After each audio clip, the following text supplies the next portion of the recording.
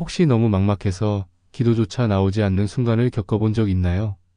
하나님, 왜 제 인생엔 아무 길도 열리지 않나요? 라고 절망 속에 묻고 있다면 지금부터 제가 드릴 이야기를 절대 놓치지 마세요. 왜냐하면 하나님께서 길을 여실 때는 반드시 신호를 보내시기 때문입니다. 하지만 그 신호는 요란하지 않습니다. 영적으로 깨어있지 않으면 쉽게 놓칠 수 있습니다. 저는 지난 20년간 수많은 신앙인들의 간증을 들으며 한 가지 놀라운 패턴을 발견했습니다. 하나님이 새로운 문을 여실 때 나타나는 4가지 확실한 증거가 있다는 것입니다. 지금 여러분의 삶에도 그 중 하나가 이미 시작되었을 수 있습니다. 이 신호를 놓친다면 하나님이 예비하신 기회를 놓칠 수도 있습니다. 끝까지 함께 하시길 바랍니다. 하나님은 우리가 혼란에 빠지고 어디로 가야 할지 모를 때 그냥 멀리서 지켜만 보시는 분이 아닙니다. 우리를 너무나 사랑하시기 때문에 우리가 보지 못하는 곳에서 이미 일하고 계시고 우리가 감지하지 못하는 방식으로 길을 준비하고 계십니다. 제가 오늘 여러분과 나눌 이야기는 단순한 이론이나 교리 지식이 아닙니다. 성경 속 수많은 인물들이 실제로 경험했고 지금 이 시대를 살아가는 많은 신앙인들도 삶 속에서 반복적으로 체험하고 있는 하나님이 문을 여실 때 반드시 나타나는 4가지 신호입니다. 이 신호들을 제대로 알고 분별하게 되면 우리도 중요한 선택의 순간에서 두려움 대신 확신을 가지고 나아갈 수 있습니다. 더 이상 혼란 속에서 길을 잃지 않고 하나님의 타이밍에 맞춰 담대하게 한 걸음 내디딜 수 있게 되는 것이죠. 자, 그 첫 번째 신호부터 깊이 있게 나누어 보겠습니다. 첫 번째 신호는 바로 예상치 못한 방식으로 갑자기 문이 열리기 시작한다는 것입니다. 하나님께서 문을 여실 때는 우리가 생각했던 방식과 전혀 다르게 그리고 우리가 예상하지 못했던 타이밍에 움직이시는 경우가 많습니다. 인간적으로는 절대 열릴 수 없다고 여겼던 문이 우리의 능력으로는 도저히 넘어설 수 없다고 생각했던 벽이 어느 날 갑자기 열리고 무너지기 시작하는 것입니다. 성경에서 요셉의 이야기를 기억해 보십시오. 요셉은 형들에게 버림받아 종으로 팔리고 억울하게 누명을 쓰고 감옥에까지 갇히는 처절한 삶을 살았습니다. 13년이라는 긴 세월 동안 그는 어두운 감옥에서 자신이 받은 꿈을 붙잡고 하루하루를 견뎠습니다. 인간적으로 봤을 때 요셉이 애굽의 총리가 된다는 건 불가능에 가까운 이야기였습니다. 그 어떤 노력도 인맥도 기회도 존재하지 않았기 때문입니다. 하지만 하나님께서는 전혀 예측할 수 없는 방식으로 일하셨습니다. 바로 파라오가 꾼 꿈을 통해서 말입니다.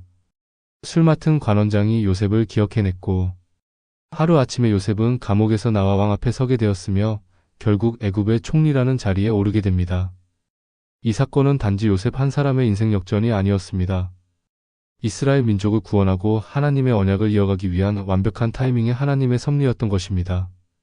이와 비슷한 일들이 오늘날에도 수없이 일어나고 있습니다. 제가 아는 한 집사님은 15년 넘게 사업에 실패를 거듭하고 있었습니다. 빚은 30억 원까지 늘어났고 가족도 지쳐갔으며 매일 새벽 3시에 일어나 기도를 드려도 상황은 조금도 나아지지 않았습니다. 채권자들의 독촉 전화는 하루에도 수십 통씩 걸려왔고 아내는 우울증으로 고생했으며 아이들은 학교에서 친구들을 만나는 것조차 두려워했습니다. 그런데 어느 날 전혀 모르는 사람에게서 한 통의 전화를 받게 됩니다. 20년 전에 집사님이 어려울 때 큰 돈을 빌려주었던 사람의 동생이었는데 그의 이야기를 듣고 사업 제안을 하고 싶다고 연락한 것이었습니다. 처음에는 또 다른 사기가 아닐까 반신반의했지만 실제로 만나보니 정말 하나님께서 준비하신 듯한 완벽한 기회였습니다. 그 사람은 해외에서 성공한 사업가였고 집사님의 과거 신용과 인품을 높이 평가하며 50억 원의 투자를 제안했습니다. 그 제안을 받아들이면서 집사님의 사업은 놀랍게 회복되기 시작했고 지금은 연매출 200억 원의 기업을 운영하며 많은 이들을 돕는 기업가로 성장하게 되었습니다. 여러분, 이것이 바로 하나님이 문을 여시는 방식입니다. 우리가 아무리 애써도 노력해도 열리지 않던 문이 하나님의 손에 의해 전혀 예기치 않은 순간에 열리기 시작합니다. 그리고 그 문이 열릴 때는 반드시 어떤 사인들이 함께 따라옵니다. 사도행전에서 베드로가 감옥에 갇혔을 때를 기억하시나요? 헤롯 왕이 그를 죽이려고 할 때 교회는 간절히 기도했습니다. 그런데 하나님은 천사를 보내셔서 베드로의 사슬을 풀고 감옥문을 여셔서 그를 구해내십니다.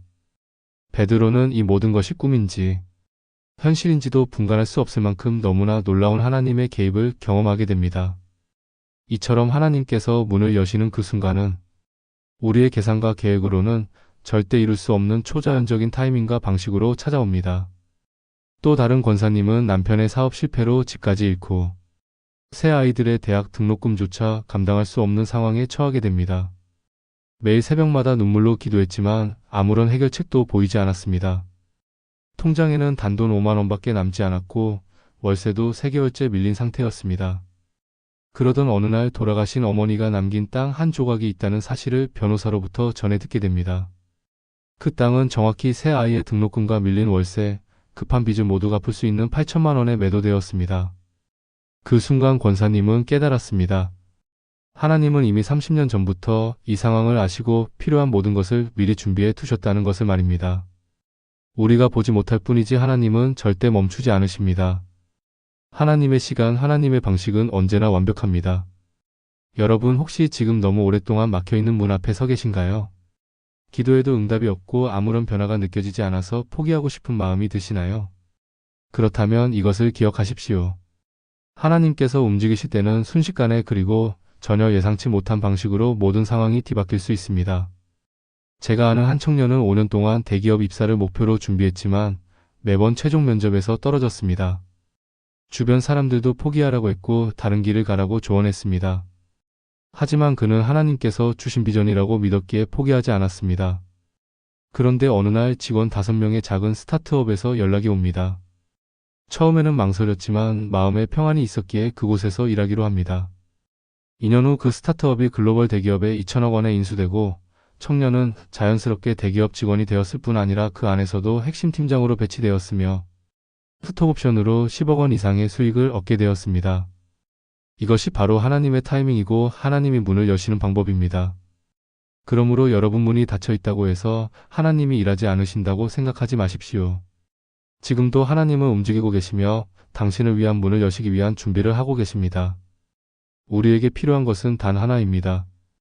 영적으로 깨어있는 것, 그리고 하나님의 타이밍을 신뢰하며 기다리는 것. 하나님이 열어주시는 문은 우리 생각보다 더 크고 더 정확하고 더 안전합니다. 그 문이 언제 어떻게 열릴지는 아무도 알 수 없습니다. 하지만 그 문은 반드시 열릴 것입니다. 하나님은 약속을 지키시는 분이시기 때문입니다. 하나님께서 길을 여실 때 나타나는 두 번째 신호는 바로 상황은 전혀 바뀌지 않았는데도 마음에 설명할 수 없는 평안이 찾아오는 것입니다. 이것은 단순한 심리적인 위로나 자기 암시로는 설명되지 않습니다. 바로 빌립보서 4장 7절에 나오는 그 말씀이죠. 모든 지각에 뛰어난 하나님의 평강이 너희 마음과 생각을 지키시리라. 이 말씀이 말하는 평안은 세상이 줄 수 없는 오직 하나님만이 주실 수 있는 초자연적인 평강입니다. 이 평안이 마음을 감싸기 시작할 때 그것은 하나님께서 이미 일하고 계시다는 강력한 증거입니다. 다니엘을 생각해 보십시오. 그는 하나님께 기도했다는 이유로 사자굴에 던져질 위기에 놓였습니다. 그 전날 밤 다니엘은 무엇을 했을까요? 놀랍게도 평소와 다름없이 하루 3번 예루살렘을 향해 기도했습니다. 죽음이 눈앞에 있음에도 불구하고 다니엘의 마음은 흔들리지 않았습니다. 그는 두려움보다 평안을 선택했습니다. 왜냐하면 하나님께서 자신과 함께 하신다는 확신이 있었기 때문입니다. 이 확신이 바로 평안을 낳고 그 평안은 믿음을 견고하게 합니다. 실제 한 선교사의 간증도 비슷합니다. 그분은 내전 중인 중동의 위험한 지역에서 사역하고 있었습니다. 어느 날 반군이 마을을 습격할 예정이라는 소식이 전해졌고 대부분의 선교사들은 급히 대피했습니다. 그런데 이상하게도 이 선교사님은 그 상황 속에서도 전혀 두렵지 않고 오히려 평안함이 가득했다고 고백합니다. 기도 중에 들려온 하나님의 음성 두려워하지 말라. 내가 너와 함께 하겠다. 이 말씀이 마음 깊이 새겨졌고 결국 반군은 그 마을을 우회하게 되었습니다. 누가 보기에도 불안하고 위험한 상황이었지만 하나님께서 주신 그 평안은 어떤 위협보다 강력했습니다. 저 역시 몇 년 전 큰 수술을 앞두고 있었습니다. 의사도 결과를 장담할 수 없다고 했고 가족들도 많이 걱정했습니다. 하지만 수술 전날 밤 기도하는 중에 갑자기 마음이 너무나도 조용해졌습니다. 내가 너와 함께 있으니 두려워하지 말라. 이사야 41장 10절 말씀이 제 가슴 깊이 박히면서 이상하리만큼 평안이 몰려왔습니다. 그 평안은 수술 중에도 회복하는 과정에서도 계속 저를 지켜주었고 결과는 너무나 놀랍게도 성공적이었습니다. 의사조차 이렇게 순조로운 수술은 처음이었다고 말할 정도였습니다. 이처럼 하나님이 주시는 평안은 단순한 기분이 아닙니다. 그분이 함께 하신다는 실제적인 증거입니다. 한 권사님은 딸의 의대 입시를 두고 깊은 고민에 빠져 있었습니다. 성적도 내신 3점대로 부족했고 수능 점수도 합격하기에는 많이 부족했기 때문이죠. 입시를 앞둔 새벽 기도 중에 너희 자녀를 내가 가르치리니 그들이 크게 평강할 것이라. 이사야 54장 13절 말씀이 마음에 깊이 와 닿았고 그 순간 모든 불안이 사라졌다고 합니다. 결국 그 딸은 전국에서 가장 어려운 의대에 면접 전형으로 합격했고 지금은 수많은 생명을 살리는 훌륭한 외과 의사가 되었습니다. 이 모든 과정 속에 일관되게 있었던 것은 어떤 논리로도 설명할 수 없는 평안이었습니다. 여러분, 이 평안은 우리가 만들어내는 것이 아닙니다. 긍정적인 생각으로 얻어지는 것도 아닙니다. 기도하는 중에 말씀을 묵상하는 중에 하나님께서 선물처럼 주시는 것입니다. 예수님의 제자들도 같은 경험을 했습니다. 오순절 성령 강림 전에 그들은 다락방에 모여 두려움 속에서 기도하고 있었습니다. 그런데 그 두려움을 이긴 것은 주님께서 약속하신 평안을 너희에게 주노라라는 말씀의 능력이었습니다.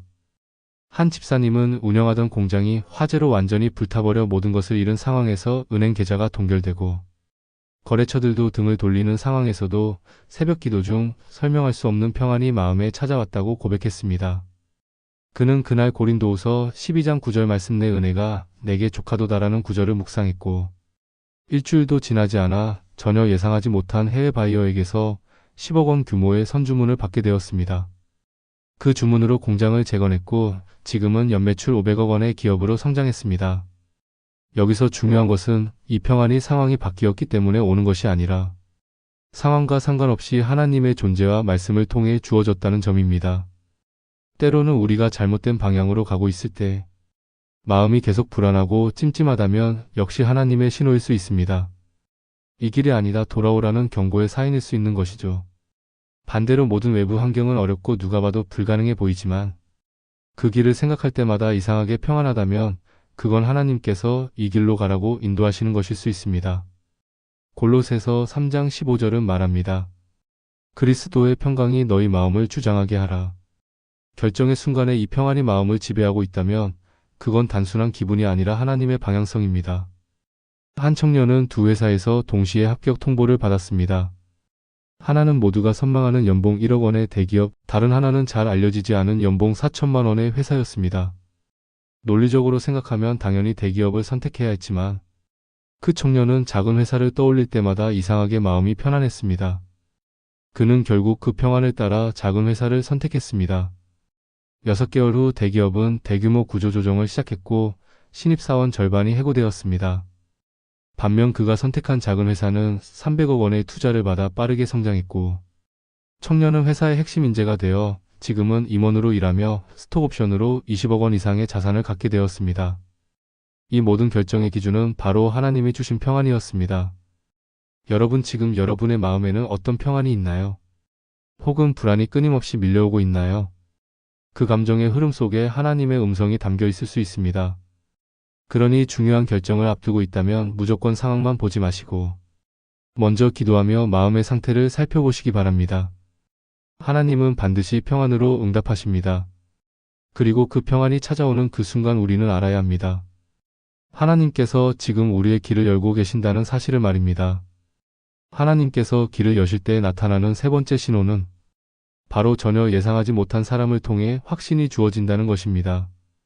우리는 흔히 하나님의 응답을 하늘에서 들리는 음성이나 환상, 기적 같은 방식으로 기대합니다.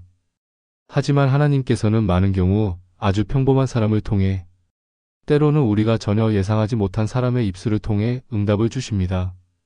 사울의 이야기를 떠올려 보십시오. 그는 예수님을 믿는 자들을 박해하던 사람이었습니다. 다메섹으로 가는 길에서 예수님을 직접 만나고 눈이 멀게 됩니다. 그리고 나서 하나님께서는 아나니아라는 평범한 제자를 보내셔서 사울에게 안수하게 하시고 그를 통해 하나님의 뜻을 전하게 하십니다. 아나니아는 처음에 망설였습니다. 사울이 어떤 사람인지 알고 있었기 때문입니다. 하지만 하나님의 지시 앞에 순종했고 그 순종을 통해 사울은 바울이 되어 세계의 복음을 전하는 위대한 사도가 됩니다. 이처럼 하나님은 중요한 순간에 꼭 사람을 통해 확신을 주십니다. 그 사람은 목사님일 수도 있고 가족일 수도 있고 전혀 신앙이 없는 사람일 수도 있습니다. 하나님은 누구든 사용하실 수 있습니다. 그리고 그들이 하는 말은 우리가 기도 중에 드렸던 내용과 정확히 일치하는 경우가 많습니다. 그 순간 우리는 압니다. 아, 하나님이 지금 이 사람을 통해 내게 말씀하고 계시는구나. 한 권사님의 이야기를 들어보겠습니다. 남편의 갑작스러운 심장마비로 사망한 이후 작은 카페를 운영하며 어렵게 생계를 이어가고 있던 중 건물주로부터 갑작스러운 퇴거 통보를 받게 됩니다. 새로운 장소를 찾기엔 보증금 5천만 원도 마련할 수 없었고 아무런 방법이 보이지 않았습니다. 권사님은 매일 새벽마다 무릎 꿇고 3시간씩 간절히 기도했습니다. 그러던 어느 주일 예배 후 처음 보는 할머니 한 분이 다가와서 권사님의 손을 꼭 잡고 이렇게 말했습니다. 권사님, 하나님께서 새로운 자리를 예비해 놓으셨어요. 이번 주 안에 좋은 소식이 올 겁니다. 놀랍게도 그 주 목요일 한 집사님에게 연락이 왔습니다. 자신이 10년간 운영하던 커피숍을 정리하려 하는데 권사님이 인수하면 너무 좋을 것 같다는 제안이었습니다. 위치도 역세권의 1층이었고 보증금도 3천만 원으로 합리적이었으며 무엇보다 기도했던 내용과 정확히 일치했습니다. 그 할머니는 누군지 끝내 알 수 없었다고 합니다. 하지만 그 한마디는 분명히 하나님께서 보내신 응답이었습니다. 이런 일은 어쩌면 우연처럼 보일 수 있습니다. 하지만 믿음의 눈으로 보면 하나님의 손길은 결코 우연이 아닙니다. 기드온의 이야기도 마찬가지입니다. 하나님께서 기드온을 부르셔서 미디안과의 전쟁을 이끌려고 하셨을 때 기드온은 자신이 그럴 만한 자격이 없다고 느꼈습니다. 그래서 표적을 구했죠. 하나님은 양털을 통해 표적을 보여주셨고 심지어 미디안 병사의 꿈 이야기를 기드온이 직접 듣게 하시면서 확신을 더해주셨습니다. 하나님은 그토록 우리의 마음을 이해하시고 때로는 부족한 믿음을 붙들어 주시기 위해 사람을 통해 말씀하십니다. 이처럼 하나님께서는 우리의 기도에 사람을 통해 말 한마디를 통해 대화 속에서 응답하십니다. 한 집사님은 이직을 두고 고민하고 있었습니다. 새로운 회사로 옮겨야 할지 현재 자리에 남아야 할지 기도하며 며칠을 고민하던 중 지하철에서 옆에 앉은 어르신의 전화 통화를 우연히 듣게 됩니다. 새로운 도전이 두렵더라도 해봐야지 안 하고 후회하는 것보다 하고 후회하는 게 낫지. 그 말이 집사님의 마음을 강하게 두드렸고 그것이 하나님의 응답이라고 느껴져 결국 이직을 결단했습니다. 지금은 그 회사에서 전무이사로 승진하며 연봉 3억 원을 받으며 큰 비전을 펼치고 있습니다. 심지어 때로는 아이의 입을 통해서도 하나님은 말씀하십니다. 한 권사님은 큰 수술을 앞두고 두려움에 휩싸여 있었는데 주일학교 6살 아이가 다가와 이렇게 말했습니다. 권사님, 예수님이 권사님 많이 사랑한대요. 그 순간 권사님은 하나님의 위로를 느꼈고 두려움 대신 평안한 마음으로 수술을 받을 수 있었습니다. 여러분, 하나님의 음성은 때로 우리가 기대하지 않았던 방식으로 우리가 생각지 못한 사람을 통해 찾아옵니다. 우리는 영적으로 민감해야 합니다. 겸손한 마음으로 누군가의 말에 귀를 기울일 준비가 되어 있어야 합니다. 단지 감정에 휘둘리지 않고 그 말이 하나님께서 주시는 응답인지 분별하는 지혜도 필요합니다. 잠언 16장 33절은 이렇게 말합니다. 제비는 사람이 뽑으나 모든 일을 작정하기는 여호와께 있느니라. 우리의 만남, 대화 상황은 우연이 아니라 하나님의 철저한 계획과 섭리 속에 있습니다. 그렇기에 하나님께서 사람을 통해 보내시는 사인을 놓치지 않기 위해 항상 깨어 있어야 합니다. 기도하며 준비되어 있어야 합니다. 그리고 그 말씀이 성경과 일치하는지, 마음에 평안을 주는지, 기도 중 들었던 감동과 연결되는지를 살펴야 합니다. 그럴 때 우리는 깨닫게 됩니다. 아, 이 말이 단순한 조언이 아니라 하나님께서 내게 주시는 확증이구나. 하나님께서 길을 여실 때 나타나는 네 번째 신호는 바로 모든 퍼즐 조각들이 하나하나 맞춰지듯 환경이 정렬되기 시작한다는 것입니다. 우리는 때때로 인생의 많은 사건들이 서로 무관해 보이고 따로따로 흩어져 있는 것처럼 느껴집니다. 하지만 하나님께서 일하시기 시작하시면 그 모든 조각들이 하나의 흐름으로 연결되기 시작합니다. 끊어져 있던 만남이 다시 이어지고 닫혀있던 기회가 열리고 막혀있던 길이 풀어지며 하나의 큰 그림이 완성되어 가는 것을 우리는 경험하게 됩니다. 룻기를 보면 룻이 보아스의 밭에 이르게 된 것이 우연 같아 보입니다. 하지만 성경은 우연이라는 단어를 사용하면서도 그 모든 일이 하나님의 계획된 흐름 속에 있었음을 보여줍니다. 때마침 보아스가 밭에 있었고 때마침 룻이 그 시간에 그 자리에 있었으며 때마침 추수의 시기였습니다. 이 모든 때마침이 모여서 하나님의 완벽한 계획이 이루어졌습니다. 여러분의 인생도 마찬가지입니다. 지금은 이해되지 않는 일들이 나중에 모두 연결되어 하나님의 놀라운 계획으로 드러날 것입니다. 하나님이 문을 여실 때 이 네 가지 신호를 기억하십시오. 예상치 못한 방식으로 문이 열리고 설명할 수 없는 평안이 찾아오며 예상치 못한 사람을 통해 확신이 주어지고 모든 환경이 정렬되기 시작합니다. 이 신호들이 여러분의 삶에 나타날 때 그것은 하나님께서 지금 새로운 문을 여시고 계신다는 확실한 증거입니다. 여기까지 영상을 보셨다면 이제 여러분은 하나님의 신호를 분별할 수 있는 눈을 갖게 되셨습니다. 이 귀한 메시지가 더 많은 사람들에게 전해질 수 있도록 지금 바로 구독 버튼을 눌러주시고 좋아요와 알림 설정까지 꼭 부탁드립니다. 여러분의 작은 손길 하나가 누군가의 인생을 바꾸는 통로가 될 수 있습니다. 하나님의 축복이 여러분과 함께 하시길 기도합니다.